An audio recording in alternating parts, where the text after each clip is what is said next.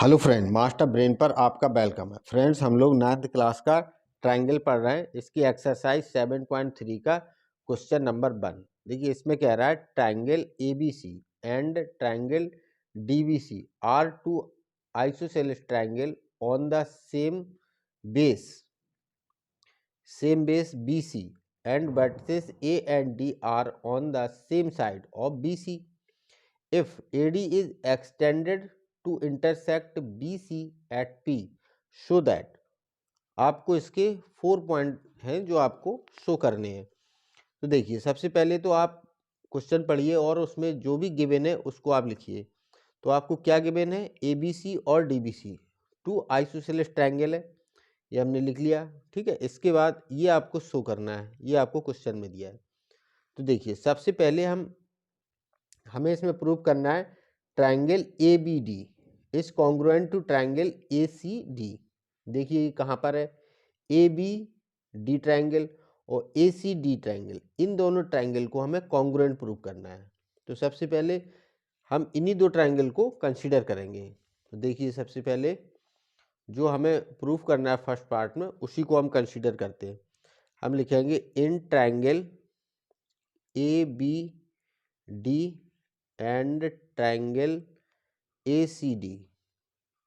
हमने इन दोनों ट्रायंगल को लिया। अब आप देखिए, इन ट्रायंगल में आपको कौन कौन सी प्रॉपर्टी हैं जो इक्वल नज़र आ रही हैं। देखिए, ये आपको गिवन है कि ये दोनों ट्रायंगल कैसे हैं? आइसोसेलेस ट्रायंगल है। ABC और DBC ये दोनों आइसोसेलेस ट्रायंगल है। ABC ये पूरा वाला, और दूसरा है आपका DBC ये दोनों आइसोसेलेस ट्रायंगल है। अगर आइसोसेलेस ट्रायंगल हैं तो ये दोनों साइड्स इसकी इक्वल होंगी। अगर हम इस ट्रायंगल की बात करें तो ये आपको ऑलरेडी गिवन है कि AB इक्वल है AC के, ये आप लिखेंगे, ये आपको गिवन है। इसके अलावा देखिए, ये जो AD साइड है, ये AD साइड है, ये दोनों ट्रायंगल में कॉमन है। तो यहाँ से हम लिखेंगे AD इक्वल टू होगी AD के, और इसका रीजन है ये कॉमन है।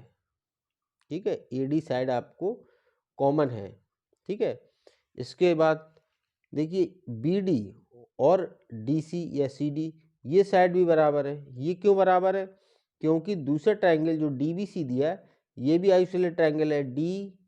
DBC ये वाला ट्रायंगल आइसोलेट ट्रायंगल है, तो ये साइड भी बराबर होगी। तो यहाँ से हम लिखेंगे BD इक्वल होगी CD के, ये भी आपको गिवन है। तो यहाँ से देखिए, आप कॉन्ग्रुएंसी का SSS रूल से इन दोनों ट्रायंगल को कॉन्ग्रुएंट प्रूव कर सकते हैं। तो हम लिखेंगे therefore triangle ABD is congruent to triangle ACD। ये दोनों ट्रायंगल कॉन्ग्रुएंट हो जाते हैं, और किस रूल से? By SSS side side side congruence rule से। दूसरा पार्ट देखिए इसका। दूसरे पार्ट में आपसे क्या पूछ रहा है? ट्रायंगल ABP ये वाला ट्रायंगल, और दूसरा ACP ये ट्रायंगल, ये दोनों ट्रायंगल आपको कॉन्ग्रुएंट प्रूव करना है। ठीक है, अब यहाँ पर देखिए, अभी आपने इन दोनों ट्रायंगल को कॉन्ग्रुएंट प्रूव किया, तो जितने इसके रिमेनिंग पार्ट हैं वो सब इक्वल हो जाएंगे। तो यहाँ पर देखिए, ये एंगल और ये एंगल, ये दोनों एंगल इसके करस्पॉन्डिंग एंगल है, तो ये दोनों इक्वल होंगे। इसको हम नाम दे देते हैं, ये एंगल हमारा 1 है, ये एंगल 2 है। तो यहाँ से आप लिख सकते हैं एंगल 1 इक्वल होगा एंगल 2 के, और इसका रीजन है CPCT से ये दोनों एंगल्स हमारे क्या है? इक्वल हैं। ठीक है, अब देखिए, ये तो इसका फर्स्ट पार्ट है। अब हम इसका सेकंड पार्ट प्रूफ करते हैं। सेकंड पार्ट में आपको ABP और ACP कॉन्ग्रुएंट करना है। तो हम सबसे पहले इन्हीं दो ट्रायंगल को कंसीडर कर लेंगे। तो आप लिखिए triangle in triangle ABP and triangle ACP। ठीक है, इन दोनों ट्रायंगल को कॉन्ग्रुएंट करना है, तो हमने इन्हीं को कंसीडर कर लिया। अब देखिए, यहाँ पर ये BP ये वाला ट्रायंगल है और ACP ये ट्रायंगल है। तो देखो, इसकी AB साइड और इसकी AC साइड ये तो हमें ऑलरेडी गिवन ही है। यहाँ पर भी हमने इसका यूज़ किया था, तो आप लिखोगे यहाँ से ए बी इक्वल है ए सी के, और ये आपको गिवन है। ठीक है, दूसरी प्रॉपर्टी देखिए, जो ये इन दोनों ट्राइंगल को बनाने वाली ये वाली साइड से ए पी, ये दोनों ट्राइंगल में कॉमन है, तो आप यहाँ से लिखोगे A P equal to A P. तो यहाँ पर हम लिख सकते हैं ए पी इक्वल होगी ए पी के, क्योंकि ये दोनों में कॉमन है, तो इसका रीजन लिख देंगे हम कॉमन। तीसरी साइड देखिए, देखिए अब आपको ट्राइंगल नहीं दिख रहा होगा, मैं आपको दूसरा ट्राइंगल बना के दिखाता हूँ। ये हमारा ट्राइंगल है, देखिए आइसोसेलेस ट्राइंगल है, तो हमने ए बी को ए सी के इक्वल ले लिया, ए बी ए सी और ए पी ये वाली साइड्स दोनों में दोनों में कॉमन है। और तीसरी प्रॉपर्टी आप ढूंढिए, क्या क्या आप इसमें यूज कर सकते हैं। तीसरी प्रॉपर्टी देखिए, अभी हमने इन दोनों ट्राइंगल को कॉन्ग्रुएंट प्रूव किया था, तो यहाँ से हम ये लिख पाए थे कि ये एंगल इस एंगल के बराबर है, इसको हमने एंगल 1 माना और इसको एंगल 2, ये दोनों एंगल इक्वल है। सीपीसीटी से अभी हमने प्रूव किया, देखो एंगल 1 और एंगल 2 इक्वल है। तो देखिए यहाँ पर इस प्रॉपर्टी को आप यूज कर सकते हैं, ए बी पी में ये एंगल 1 और एंगल 2 ये दोनों इक्वल होंगे, और इसका रीजन लिख दोगे आप प्रूव्ड अबव। ये बात आप प्रूव कर चुके हो,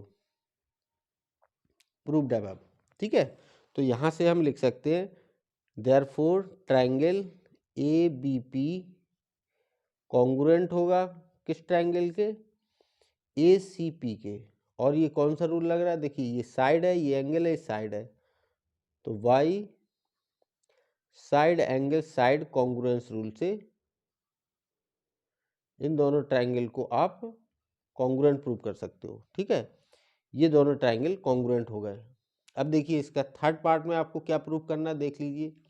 थर्ड पार्ट में आपको प्रूव करना है कि ए पी बाइसेक्ट एंगल ए।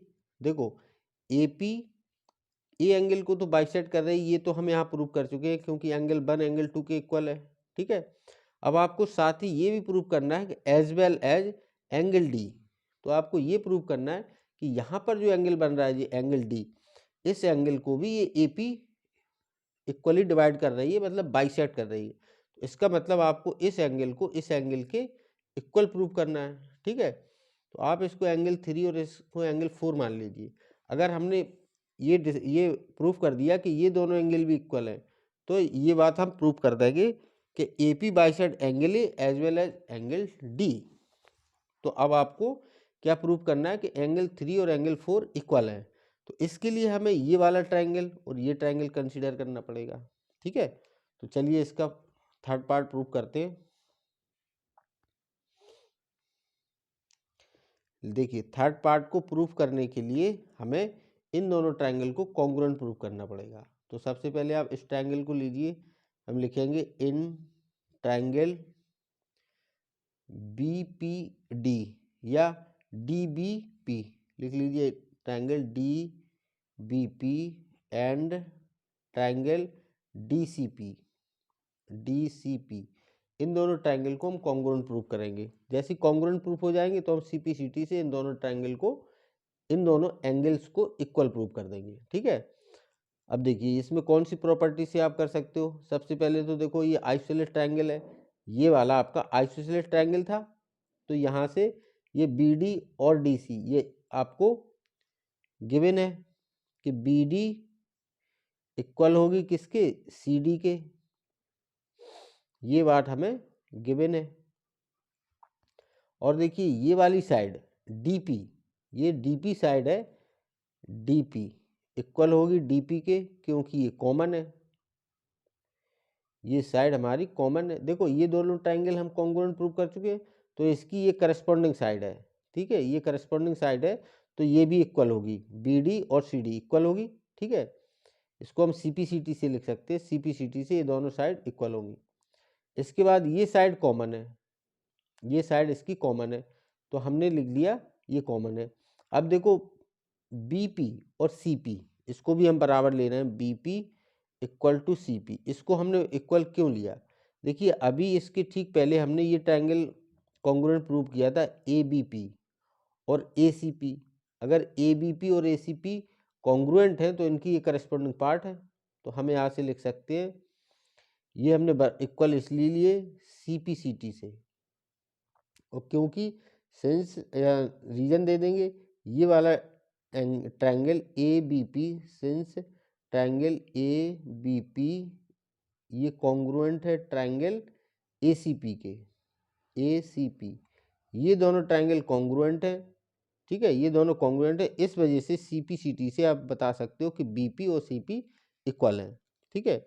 देखिए यहाँ पर हम लिख सकते हैं ट्रायंगल DBP कॉन्ग्रुएंट हो गया ट्रायंगल DCP के, और यहाँ पर आपने किस रूल से इनको कॉन्ग्रुएंट किया, देखिए ये साइड है, ये एंगल है, ठीक है, नहीं यहाँ पर हमने तीनों साइड ही ली, देखो ये साइड और ये साइड, तो SSS से इन दोनों ट्रायंगल को हमने कॉन्ग्रुएंट प्रूव कर दिया। हम लिखेंगे by SSS congruence rule, SSS congruence rule से इन दोनों ट्रायंगल को कॉन्ग्रुएंट प्रूव कर दिया।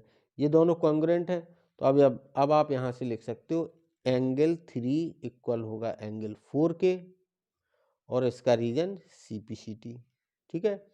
अब देखिए यहाँ पर आप एंगल 1 और एंगल 2 को इक्वल प्रूव कर चुके हैं, यहाँ पर एंगल 3 और एंगल 4 भी इक्वल प्रूव कर दिया, तो इस वजह से अब आप ये लिख सकते हो, या फिर आप यहाँ पर ऐसे भी लिख सकते हो, इसको इक्वेशन 1 नाम दे दीजिए, इसको इक्वेशन 2, तो हम इन दोनों का यूज करते हुए यहाँ पर लिख सकते हैं फ्रॉम इक्वेशन 1 एंड 2, 1 और 2 इक्वेशन के बेस पर हम कह सकते हैं कि AP, ये आपकी साइड AP है, AP bisect angle A as well as angle D, ये दोनों को बाइसेक्ट कर रही है, एंगल A को भी और एंगल B को भी, एंगल A और एंगल D दोनों को ही AP लाइन देखो बाइसेक्ट कर रही है, इसको इक्वली डिवाइड कर रही है और इसको भी, ठीक है। अब देखिए इसका फोर्थ पार्ट, देखिए इसके फोर्थ पार्ट में आपसे क्या पूछा जा रहा है, देख लीजिए। फोर्थ पार्ट में पूछा जा रहा है कि AP is perpendicular bisector of BC, जो AP है ये परपेंडिकुलर बाइसेक्टर है, ये आपको प्रूव करना है। कौन सी साइड, ये AP। अब देखिए बाइसेक्टर तो हम ऑलरेडी प्रूव कर चुके हैं, BP और CP को इक्वल हम प्रूव कर चुके हैं कि BP CP के बराबर है। देखिए ये अभी हमने प्रूव किया, BP और CPCT से एक दूसरे के बराबर है, क्योंकि ये दोनों ट्रायंगल कॉन्ग्रुएंट है। अब आपको सिर्फ इतना प्रूफ करना है कि यहाँ पर 90 डिग्री है, ठीक है। तो देखिए यहाँ पर फोर्थ पार्ट में आप लिखेंगे ये वाला एंगल और ये एंगल, ये दोनों कॉन्ग्रुएंट एंगल हैं, इनको आप लिखेंगे एंगल, इसको लिख लीजिए BPD, angle BPD plus angle CPD, ये दोनों एंगल कितने डिग्री के होंगे, 180 डिग्री के, क्योंकि ये लीनियर पेयर एंगल है। देखिए स्ट्रेट लाइन पर ये एंगल बन रहे हैं दोनों, तो ये कितना होंगे 180 डिग्री, और इसका रीजन आप लिख देंगे लीनियर पेयर, ये कौन से लीनियर पेयर एंगल है, ठीक है। और इसके पहले हम ये प्रूव कर चुके हैं कि ये दोनों एंगल, देखो ये दोनों ट्राइंगल कैसे कॉन्ग्रुएंट है, अगर ये कॉन्ग्रुएंट है तो ये वाले एंगल इनकी करस्पॉन्डिंग एंगल है, ये वाला एंगल और ये वाला एंगल, ये कैसे एंगल है, करस्पॉन्डिंग एंगल है, ठीक है। अब ये 90 डिग्री है या नहीं हमें नहीं पता, लेकिन अभी इतना पता है कि ये ट्राइंगल कॉन्ग्रुएंस है, तो ये इसके करस्पॉन्डिंग एंगल है। अब यही करस्पॉन्डिंग क्यों होंगे, क्योंकि ये साइड और ये साइड इक्वल है, तो इनके अपोजिट एंगल भी इक्वल होंगे, ठीक है। तो ये एंगल हमारे करस्पॉन्डिंग एंगल होंगे, तो हम यहाँ से लिख देंगे एंगल BPD इक्वल होगा एंगल CPD के, ये दोनों एंगल बराबर हैं। क्यों बराबर है, ये CPCT से, CPCT इसका रीजन है, ठीक है। Because triangle D B P congruent है ट्रायंगल डी सी पी के। ठीक है, ये दोनों ट्रायंगल कॉन्ग्रुएंट है तो सी पी सी टी से ये दोनों एंगल कैसे होंगे, बराबर होंगे। ठीक है, और यहाँ पर हमने लिखा है कि इन दोनों एंगल का सम 180 डिग्री है। अगर इनका सम 180 डिग्री है तो आप यहाँ पर देखिए, हम इसको लिख सकते हैं angle B P D equal to, जो सी पी डी एंगल है ये बी पी डी के बराबर है, तो इन दोनों को हम रिप्लेस कर सकते हैं, बीपीडी से सी पी डी को बीपीडी से रिप्लेस कर सकते हैं। तो इसकी जगह भी हम लिख देंगे angle BPD equal to 180 degree. अब ये 2 टाइम है तो हम इसको 2 टाइम लिख सकते हैं angle BPD equal to 180 degree. अब ये 2 यहाँ से आके इसको डिवाइड कर देगा तो ये बचेगा 90 डिग्री। तो angle BPD equal to 90 degree. ये एंगल बीपीडी, ये वाला एंगल हमने प्रूव कर दिया कि ये 90 डिग्री है। बस यही हमें प्रूव करना था कि ये एपी इस पे परपेंडिकुलर है। अगर 90 डिग्री यहाँ पर फॉर्म हो रहा है तो इसका मतलब एपी परपेंडिकुलर है। तो हम लिख सकते हैं देयरफॉर